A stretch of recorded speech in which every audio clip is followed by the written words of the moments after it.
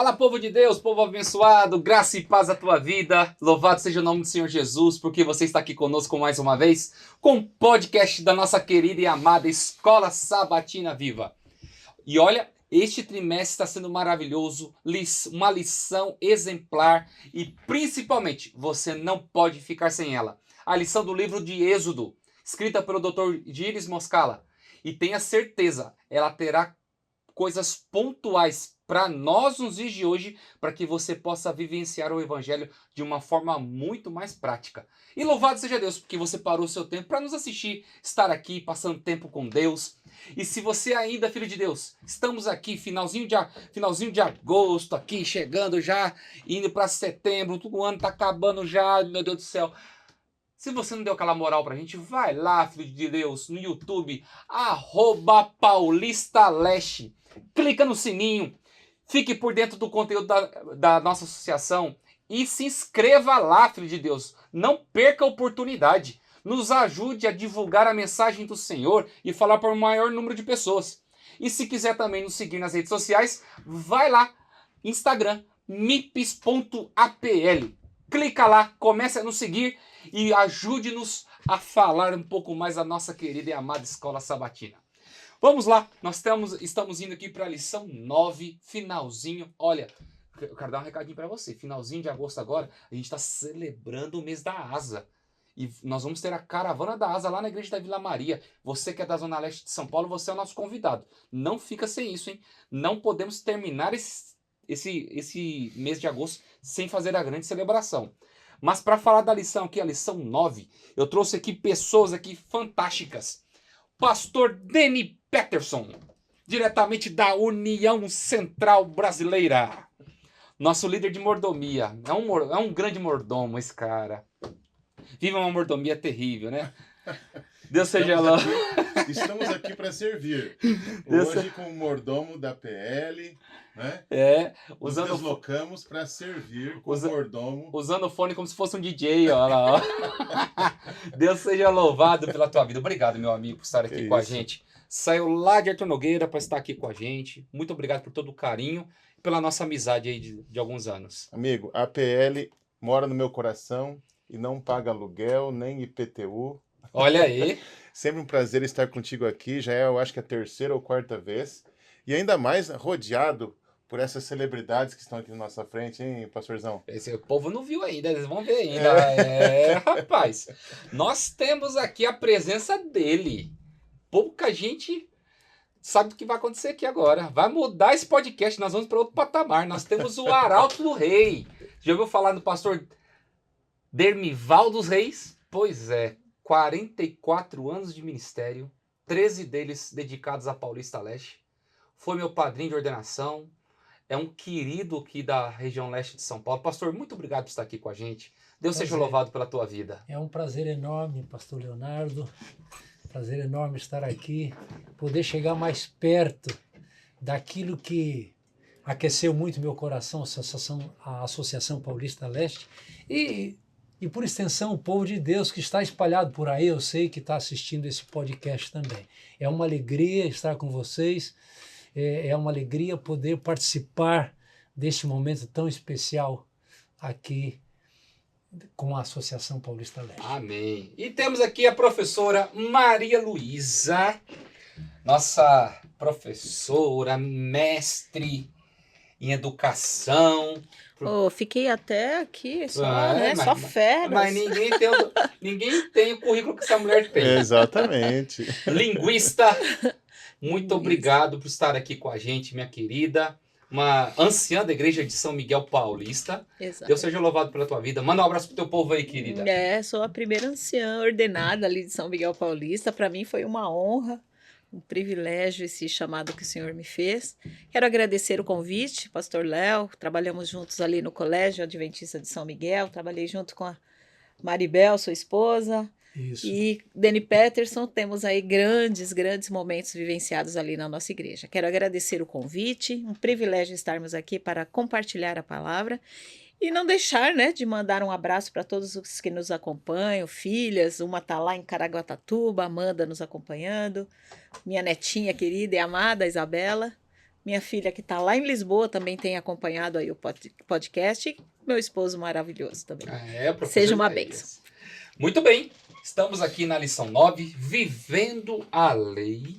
É um tema que nós vamos abordar aqui, 23 de agosto. E eu quero falar para você, essa lição que ela é maravilhosa. Nós vamos começar aqui pedindo a bênção de Deus. Pastor Deni, pode orar para nós nesse momento?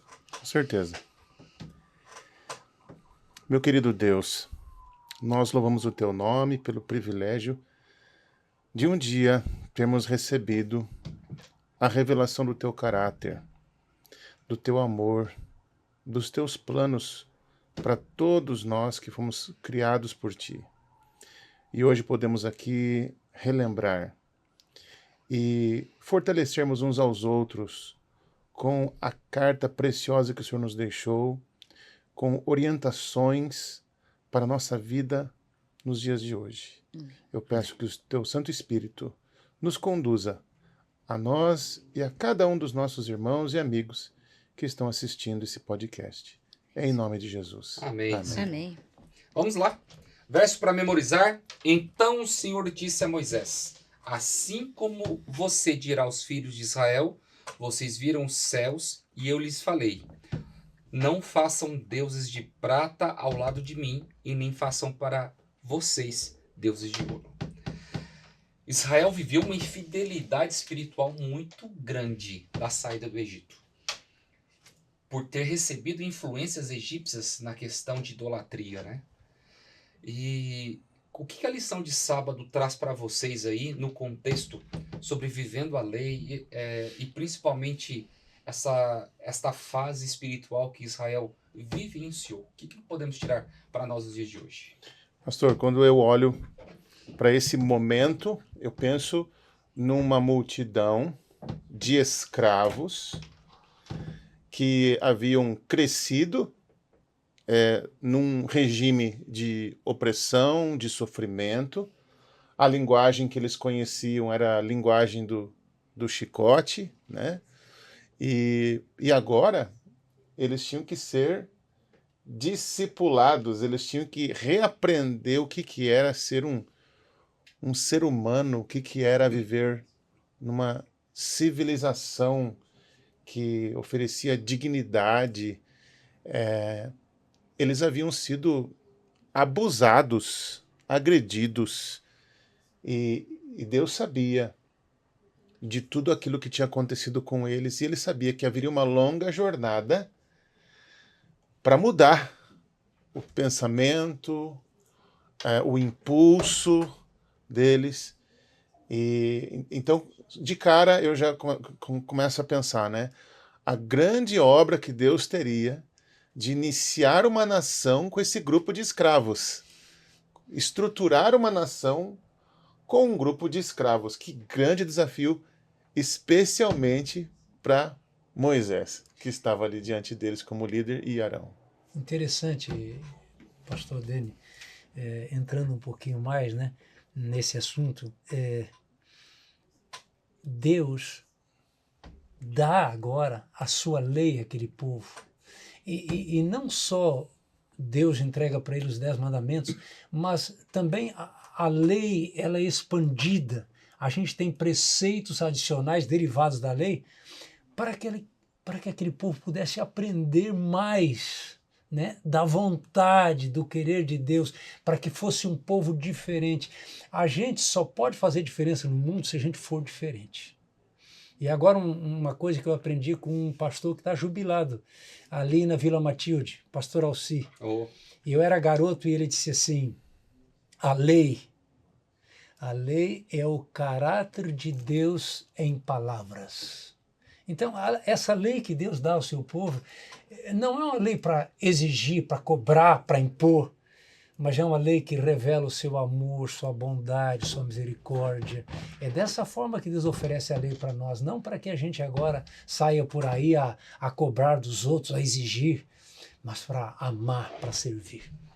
Um ponto importante aí dessa lição é justamente falando que as leis, elas revelam quem as elaboram, né? Então, quando esse legislador, essa pessoa elabora a lei, vai demonstrar quem ele é, né? E Deus, na sua bondade e misericórdia, passa essas leis que ele gostaria que fossem obedecidas e os parâmetros, como foi bem dito, né? Para poder fazer essa mudança dessa mentalidade escrava que o povo tinha, né?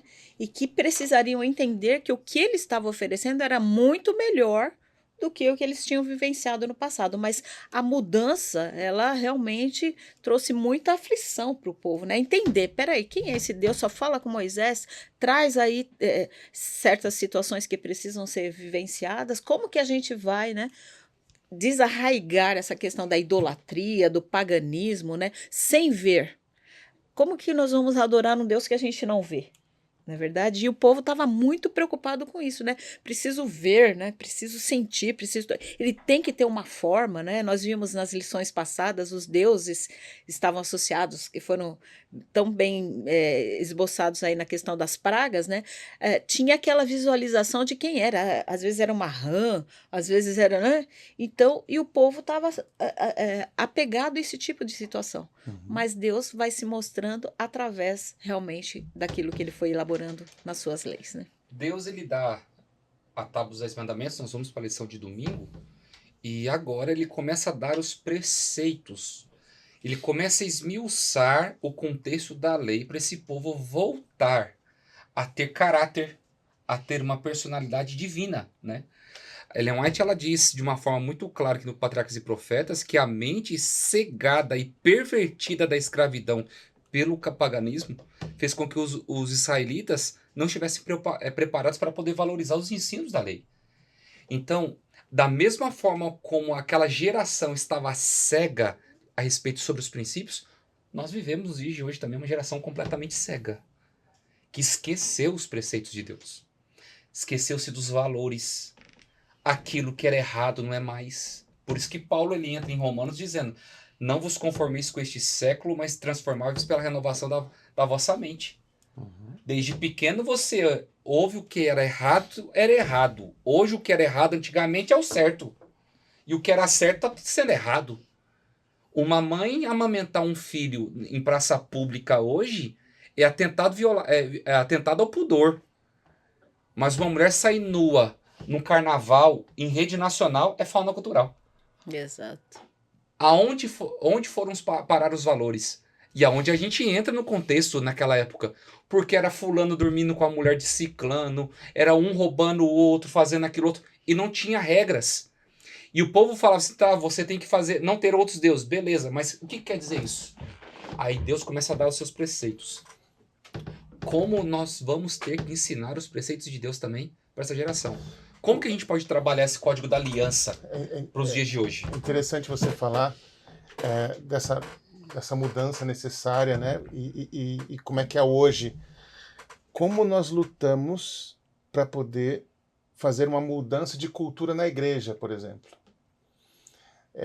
Às vezes, na tentativa, né, de implementar não coisas novas, mas coisas antigas que deveriam ser praticadas na igreja. Sim. Né? Coisas bíblicas, práticas bíblicas, viver uma vida cristã de acordo com a igreja primitiva, né? Mais próximo disso. Como é difícil mudar a cultura, o pensamento da igreja. E eu gosto de pensar como uma figura de um iceberg.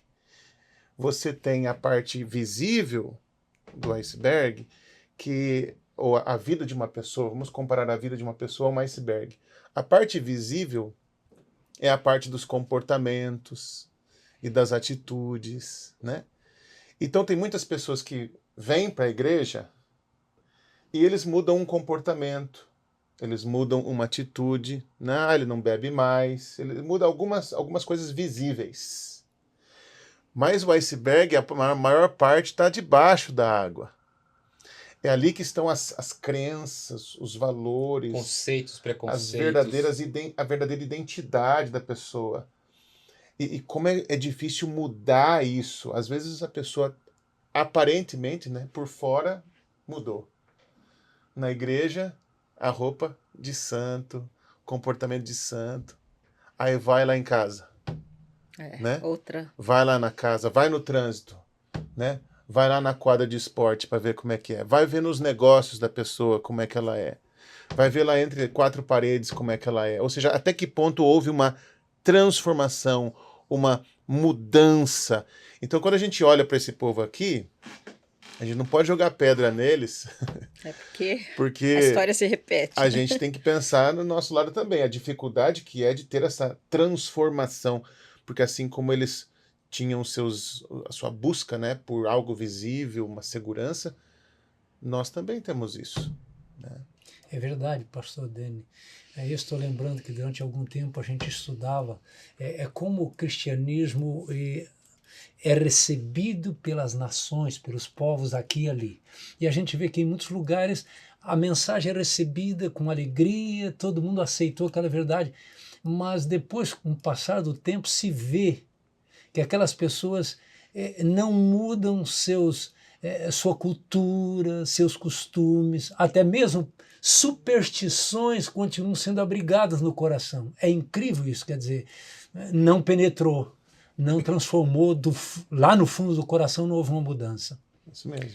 Sem contar que essa mudança ela só vai acontecer realmente se houver o relacionamento com Deus, porque a cultura, né, a qual estamos inseridos, falando nos nossos dias, é muito forte no sentido de a permissividade, a liberdade, a verdadeira liberdade, né? E quando você pega ali os parâmetros de Deus, peraí, guardar sábado, alimentação. Peraí, isso daí é uma escravidão, né?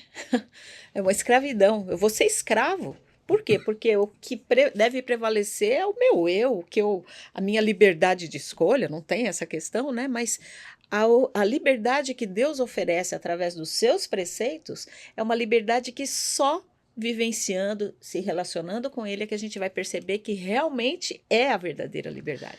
E aqui quando a gente fala, e chegando então no que você perguntou, né, das leis, né, nós vemos um Deus que, diante de um povo que saiu da escravidão, que tem uma mentalidade limitada, que tem que ser remodelado, Deus pede o mínimo. Deus coloca de maneira bem objetiva 10 preceitos, 10 mandamentos, para facilitar ao máximo. Inclusive o número 10 na Bíblia, ele significa o mínimo. Não é à toa que... É mordomia. É interessante pensar nisso, né? Ele deu 10 mandamentos, é o mínimo. Ele mandou 10 pragas sobre o Egito, é o mínimo. O número 7 é a plenitude. Então as pragas no final não vai deixar... Vai sobrar nada. Não vai sobrar nada. Então, Deus ele é muito objetivo. E é interessante isso, porque ele sabia como é que funcionava a mente desse povo escravo. E como eles eram imaturos espiritualmente. E tem um estudo que fala sobre essa questão da maturidade espiritual e diz que, ao lidar com a imaturidade, o líder, o pai, ele tem que ser mais autoritário, digamos firme, assim. Né? Tem que ser mais firme. Eu acho que essa é a melhor palavra. Firme. Né? E a gente vê ali no decálogo, né? Não faça isso, não faça aquilo. Ele é bem curto, bem objetivo, entendendo como é que funcionava aquela mente. E depois, no livro da Aliança, ele vai agora destrinchar, ele vai ampliar, ele vai explicar aqueles 10 preceitos com o objetivo de se revelar. Deus revelando quem ele é, mostrando que eu sou diferente dos outros deuses. Eu sou diferente, vocês viram o meu poder lá no Egito, mas agora eu quero mostrar na totalidade quem eu sou. E vocês já entraram bastante na parte de segunda-feira, né? Porque fala a respeito das mais leis, né? Mas aqui eu vejo Deus colocando, porque a lição ela coloca isso, esse contexto da lei, Deus ele estava tentando preservar aquela sociedade, principalmente para se tornar mais segura e tentar eliminar o mal que já havia sido colocado no coração dos israelitas por conta da consequência egípcia. Então Deus ele estava criando isso para poder proteger o povo deles mesmos.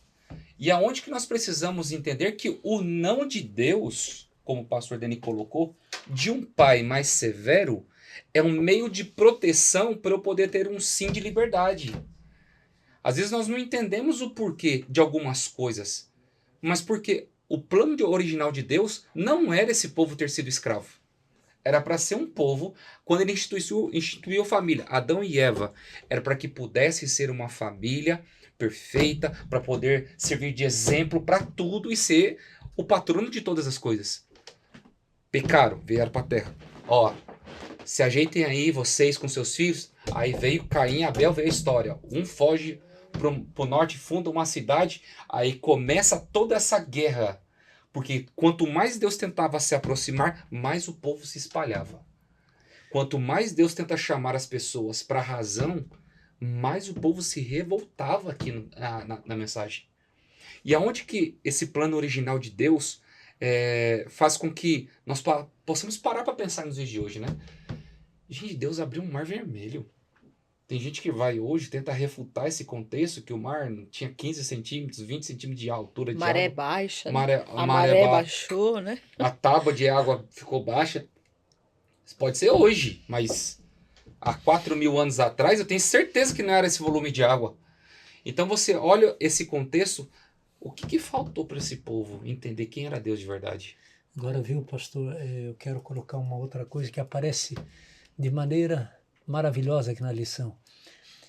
Deus preparou 3 ocasiões para o povo ir até o centro da adoração, né? Mais tarde ir até Jerusalém. 3 ocasiões, que era a época da Páscoa, do Pentecostes e depois da festa das cabanas ou tabernáculos. Por que Deus fez isso? Primeiro, para unir aquele povo, né? Gente mais nobre, gente mais pobre, escravos, estrangeiros, unir o seu povo em adoração.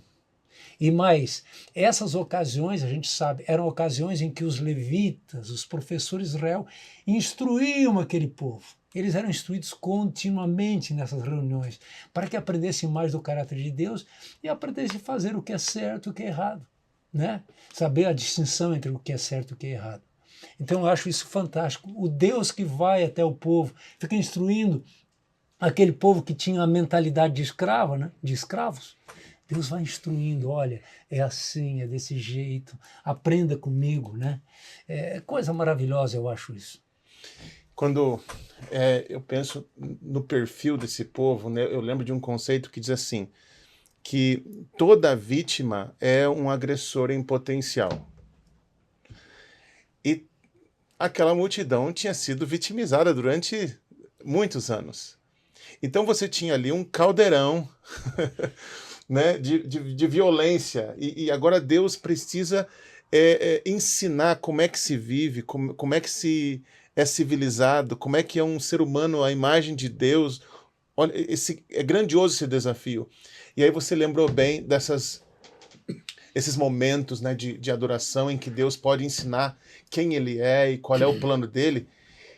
Lembrando que todos os dias eles sacrificavam um cordeiro, e ao sacrificarem esse cordeiro, eles estavam falando de quem era esse Deus, um Deus que ele se sacrifica no lugar do seu povo. Não é o povo, não se oferece sacrifícios humanos, é esse Deus que se sacrifica. Então, todos os dias era lembrado quem é esse Deus, qual é o caráter desse Deus, com o objetivo de, por espelhamento, o caráter das pessoas dessa nação fosse aos poucos sendo transformados mais e mais de acordo com a imagem de Deus. Então é incrível perceber a didática, né, professora? A didática de Deus, a maneira com que ele trabalhou para que aquele povo fosse de fato transformado. Esse era o grande objetivo de Deus, transformar aquele povo, ir adiante daquele povo. Você falou, Deus tinha um plano, né? E o povo sempre escapava do plano, mas Deus tinha um plano, e a lição vai falar aqui sobre Deus ir adiante deles, né? Deus lutar por eles, Deus expulsar os inimigos, né? E as nações ficariam, quem é esse povo? Que Deus é esse que luta por eles, que vai adiante deles? E que privilégio eles tiveram de poder ter um Deus assim, e que privilégio nós temos Agora, o que faltou para eles e o que falta para nós, para a gente confiar, né? E para a gente viver sem ter o medo, sem ter a insegurança, sem precisar ter prova de tudo, sem ter que ter os nossos ídolos, né? Para a gente se sentir seguro, para a gente poder manipular a religião, fazer do jeito que a gente se sente mais à vontade, né? A gente vê aqui que Deus quer lutar as nossas guerras. Deus quer ser o nosso guerreiro. Assim como no passado, muitas vezes o povo foi para a guerra sem consultar Deus e se deu mal. Se deu mal. Nós também. O plano de Deus para conquistar a terra prometida não era botar o povo dele sair a lutar com o inimigo. Ele é o guerreiro que nunca perdeu uma batalha. Era ele ir à frente. Eu vou à frente de vocês. Eu vou colocar medo nos inimigos. Eu vou mandar os vespões. Eu vou cuidar do lugar de vocês, onde eu vou colocar vocês, né? Até hoje Deus ainda nos convida a entregarmos nossas lutas, nossos problemas a Ele, e Ele vai lutar em nós e por nós. Sim. E é interessante isso, essa questão da confiança, né? Porque os ídolos de hoje, muitos parecidos com o do passado, mas alguns são mais assim, parece que a gente vivencia tão... Peraí, naquele tempo não tinha isso, e agora eu tenho, né, certos tipos de preocupações, certos tipos, as doenças, né, mentais, os desafios que a gente enfrenta, e tantas situações Deus tem mostrado que você não precisa ficar ansioso, né, com o dia de amanhã. Hoje já tem a sua própria preocupação, né? Se preocupe com o dia de hoje. E é interessante que isso acaba nos afastando, né? Nos afastando e dedicando tempo, né? De dedicação de tempo para conhecer esse Deus verdadeiro, Deus que podemos confiar, que vai realmente enfrentar as nossas batalhas, né? Quando a gente confia em Deus, nós nos tornamos agora não reféns, mas principalmente nós acreditamos no seu senso de justiça. E não precisamos agora colocar o nosso senso Resolver da nossa forma. olho por olho, dente por dente. Eu sou uma pessoa boa, pastor Deni, só não pisa no meu calo. Você já ouviu falar nisso? Você vai ser tratado Eu como sou me filho trata. de fulano Sim. de tal, meu sobrenome é tal, nasci em tal lugar. O Sangue pessoal usa azul, a né? sua etnia, né, para poder justificar o seu comportamento, né? Sim. É interessante perceber que Deus não queria que eles fossem violentos nem entre eles e nem com os inimigos. Vocês não vão precisar Tem lutar com essa- ninguém. Aham. Vocês querem se vingar? Vocês querem, né, Deixa comigo. pegar a ira de vocês e deixa comigo. Deixa comigo. Eu vou lutar por vocês, eu vou adiante de vocês de Isso é formas maravilhoso. pastor. sobrenaturais. E eu não Maravilhoso. sei se você já se deparou, se vocês, né, ou quem está nos assistindo, já se deparou com situações assim que você pensa, mas se eu fosse, se fosse comigo eu ia resolver desta forma, mas você confia e entrega na mão de Deus e de repente a forma como Deus resolve é muito melhor do que a sua, e você olhar para trás e falar, puxa, acho que se eu tivesse feito de determinada forma, teria sido muito pior para mim ou para quem está à minha volta, né? Mas a resolução de Deus foi maravilhosa, foi justa. Eu já me deparei com algumas situações que eu falei, nossa Senhor, o Senhor foi muito justo, porque eu não pensaria desta forma, né?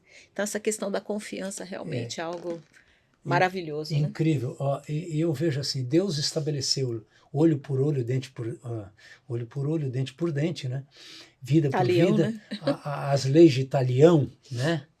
E eu ficava meio confuso com isso. Mas aí você vê Jesus. Deus deu essas leis para os juízes. Julguem dessa forma. E para Tem que ser mudar justo, também, né? A né? mentalidade. Olha, vida por vida. Então é o seguinte, não mate. Porque se você matar, vai ter um julgamento e o julgamento vai ser à altura daquilo que você fez. Só que Deus queria conduzir para mais adiante. Aí você vê Jesus, Jesus coloca o verdadeiro sentido nessa lei que aquele povo não entendeu. Aliás, os líderes do tempo de Jesus ainda não entendiam. Jesus disse assim, vocês ouviram o que foi dito? Pois eu digo para vocês o seguinte, resumindo aqui, amem os seus inimigos, orai por aqueles que vos perseguem. Olha Então, o oposto, o né? objetivo da lei é o contrário da vingança. né? É o amor, é a bondade, é a oração. Aliás, eu li de um autor que a melhor maneira de você amar uma pessoa é orar por ela. Então, se você orar pelo inimigo, você vai acabar o quê? Amando o inimigo. Então, o objetivo da lei de Deus e do evangelho exatamente é o amor. É amar. A lei foi estabelecida para que a gente defenda a vida, que a gente ame e não se vingue. E não é porque Deus, como diz, né, do Antigo Testamento, era o Deus tirano, o Deus, né, perseguidor, aquela coisa toda, e Jesus vem para fazer a transformação. É justamente não mate, né? Para não ter que ficar colocando, agora eu vou revidar, porque, né, vou fazer a minha justiça com as próprias mãos. Não, Jesus vem para justamente mostrar que não era para ter feito no passado, não era para seguir ou para, né, fazer de forma errada. Não havia essa necessidade, né? Então, essa transformação realmente da mente, né? A maneira que você educa uma criança que tem ali seus 4, 5 anos é diferente da maneira que você educa um rapaz de 14, 15 anos. A maneira de lidar é diferente porque o grau de maturidade é diferente. Sem dúvida. O pequeno a gente diz não, não, não. Exatamente. Tanto é que ele acha que o nome dele é não. Tadinho do meu filho. Então, Deus, ele é o mesmo Deus, mas a misericórdia e a graça dele se revelam de diferentes maneiras. Aqui é não, porque senão esses dois irmãozinhos aqui, eles vão se matar. Então eu tenho que ser mais firme aqui para que eles saibam que vai ter consequências. Antes, eles se matavam e não dava nada. Mas agora tem um pai que ama e que quer conter a maldade, né? Então é diferente quando o grau de maturidade vai aumentando e aí Jesus Cristo ele vai ampliando o que ele espera, né? Vejam, vocês precisam dar outra face. Vocês precisam dar a segunda milha. Você vai conquistar através do amor, não é dessa forma, né? Então, e a gente precisa conhecer esse Deus para que a gente seja transformado por esse Deus. Porque assim, gente, olha só, nós estamos vivendo um tempo que a gente está vendo muita discussão em torno de justiça. O que é justo, o que não é justo. E tem coisas que mexem com a gente. A ponto de confundir, né? A ponto de confundir. Até com a própria oratória, o que é a justiça, né? E assim, eu tenho orado a Deus e pedido a Deus assim, Senhor Deus, em breve, nós seremos injustiçados. Isso é profético, né? Em breve, vão dar as mãos, né? Assim como aconteceu lá no caso de Daniel, né? Uhum. Que o pessoal deu as mãos, assim como aconteceu no caso de Jesus, que partidos diferentes deram as mãos, né? Os fariseus, os saduceus, que eram contrários em algumas coisas, eles deram as mãos no momento de crucificar Jesus, de matar Jesus. A mesma coisa aconteceu quando foi para decretar a morte de Daniel. Então, eventualmente, nós vamos enfrentar injustiça. Nós vamos dizer assim, não, mas na Bíblia diz isso. E haverão argumentos e argumentos, não, mas em nome da paz, em nome da salvação do planeta, em nome da salvação da Amazônia, né? Em nome disso, em nome daquilo, tem que ser assim, assim, assim, e vocês não estão fazendo, então vocês são contrários. E quanta injustiça e quanta conta vai ser bloqueada, e quantos bens serão confiscados, e quantas igrejas serão fechadas. Como é que nós vamos lidar com a injustiça? Muita gente vai fazer igual Pedro, né? Vai sair da espada, os meus direitos, né? E vai querer ganhar no grito, ganhar na violência, né? Então a gente tem que tomar muito cuidado. E se preparar, né? E saber, Deus é quem luta por nós. Ele que é responsável pela vingança, né? A gente vai sentar de camarote, a gente vai só ver, né? Ele não deu um passe para você, vai lá, Leonardo, mete o pé na porta lá e resolve. E resolve. Não, a gente vai assistir.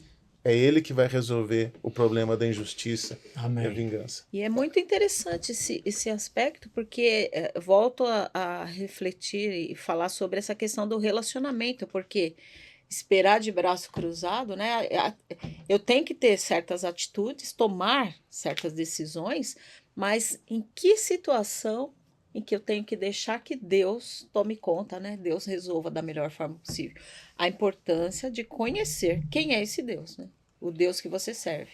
E os nossos atos, as nossas decisões, as nossas tomadas de decisões precisam realmente estar amparadas nesse Deus através do conhecimento. Sem o estudo da palavra, realmente não vai ter vitória, né? Sem o estudo da palavra, não tem vitória. Não tem como, né? Pastor Demival, suas últimas palavras no contexto de vingança, falando da lição. Eu gosto daquilo que está lá em Pedro. Lá fala assim: nós aguardamos novos céus e nova terra, onde habita a justiça. A justiça é a de Deus. Eu tenho que confiar nele, na direção dele, deixar as minhas guerras, a minha ira, a minha raiva, deixar na mão dele. Eu posso perguntar a Deus: até quando, Senhor, até quando? Mas ele tem o tempo certo. Ele tem o tempo certo. Se o tempo ainda não chegou, porque o tempo ainda não está certo. Então, aguardamos novos céus e nova terra, onde habita a justiça. Nesse mundo nunca terá justiça plena, mas lá terá. Meus queridos, eu queria terminar com um pensamento aqui. Palavra de Deus. Quanto mais a tua Bíblia estiver marcada porque você estuda, mais o teu coração vai estar cicatrizado. Não esqueça disso. Você não precisa sangrar pelo senso de justiça nessa terra, mas você tem que acreditar no senso de justiça de Deus. Nada passa desapercebido diante do Senhor. E a sua palavra, ela é infalível, porque foi Ele que deu para nós. Amém. Acredite nisso e tenha certeza que a tua vida vai ser diferente, em nome de Jesus. Amém. Vamos terminar com a bênção do Senhor. Professora, pode orar para nós? Querido Deus, nosso Pai amado, muito obrigada por esses momentos que passamos aqui, refletindo na Tua palavra, refletindo nos Teus ensinamentos, mas acima de tudo, o senso da Tua presença em nossa vida fortalece a nossa fé, fortalece a nossa certeza de que temos um Deus que cuida, que protege, que guarda, que já deixou tudo escrito para que possamos realmente entender as coisas que estão por vir, as coisas que acontecerão, quer queiramos ou não, mas que estejamos firmados, certos de que tudo será resolvido conforme a tua santa e bendita vontade. Amém. Tu conheces a nossa vida, conheces a vida de cada pessoa que está ouvindo esta palavra, que sejam abençoados por ti, que o Santo Espírito fale, transforme o coração, transforme a mente, para que estejamos preparados quando Cristo Jesus voltar e sabemos que está muito próximo. Amém. Que esta certeza, essa esperança esteja cada dia em nossa vida, fortalecendo nossa fé, é o que eu te peço, não por merecimento, mas no santo e doce nome de Cristo Jesus. Amém. Amém, Amém. Senhor. Amém. Muito bem, queridos. Chegamos ao fim de mais um programa. Que Deus te abençoe, que Deus te ilumine, que Ele te proteja, que você tenha uma semana linda na presença do nosso Senhor Jesus. Muito bem, até semana que vem. Nós nos encontramos aqui, se Deus quiser.